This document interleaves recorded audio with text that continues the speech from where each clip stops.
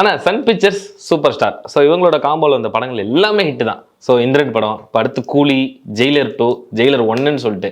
So அவங்க கதையுமே வந்து ப்ராப்பராக டேரக்டர்லேருந்து இதை நிர்ணயிக்கிறதுலையுமே வந்து அவங்க ப்ராப்பராக பண்ணுறாங்களோ அப்படின்ட்டு ஒரு கேள்வியும் இருக்குது. இல்லை, அவங்க அதில் ரொம்ப தெளிவாக இருக்காங்க. எந்த விதமான படத்தையும் வந்துட்டு அவங்க பட்ஜெட்டை தாண்டியோ இல்லை அவங்களுடைய ஒரு பிரின்சிபல்ஸை தாண்டியோ போகிறதில்ல. நல்ல உதாரணம், பீஸ்ட்டுக்கு முன்னாடி சன் பிக்சர்ஸ் அண்ட் விஜய் சேர்ந்து பண்ணுறதா இருந்த படம் வந்துட்டு ஏஆர் முருகதாஸ் இயக்க வேண்டிய ஒரு படம் தான். அந்த படம் தான் வர வேண்டியதாக இருந்தது. ஒரே ஒரு காரணம் தான், பட்ஜெட்டு. அதெல்லாம் தாண்டி வந்துட்டு சம்பளம். இதை எல்லாத்தையுமே கொஞ்சம் குறைக்க சொன்னாங்க. சில விஷயங்களில் சிக்கலாக இருந்தது. அப்போ வேண்டாம், நம்ம இன்னொரு படம் பண்ணிக்கலாம்னு சொல்லி அழகாக முருகதாஸ் அவர்களை வெளியேற்றிட்டு காம்பேக்டாக ஒரு செட்டுக்குள்ளே ஒரு படம் பண்ணால் என்ன பண்ண முடியும் அப்படின்னு சொல்லி நெல்சன் அவர்களை கூப்பிட்டு ஒரு சின்ன கதையை கேட்டு ஒரு செட்டுக்குள்ளேயே என்னென்ன பண்ண முடியும்னு ஒரு செட்டை போட்டு அந்த காம்பேக்டான ஒரு நிலைக்குள்ளேயே அந்த படத்தை பண்ணி அழகாக ரிலீஸ் பண்ணிட்டாங்க.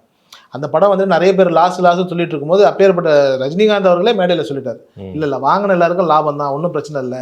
ஸோ அதனால அந்த படம் வந்துட்டு நிறைவான ஒரு படம் தான். அது வந்துட்டு ஒரு பிளாக் பஸ்டர் கிடையாது, பட் லாஸ் கிடையாது. ஸோ இதுதான் இங்கே வந்து பிரில்லியன்ஸ்.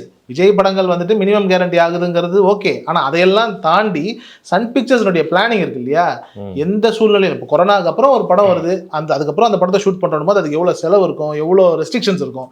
அதுலேயே ஒரு படத்தை பண்ணி அவங்க லாபம் சம்பாதிச்சிட்டாங்க அப்படின்னா யோசிச்சு பாருங்க. அப்போ நார்மல் டைமில் அவங்க லாபம் சம்பாதிக்க மாட்டாங்களா? ரொம்ப பர்ஃபெக்டான பிளானிங் உண்டு அவங்களுக்கு.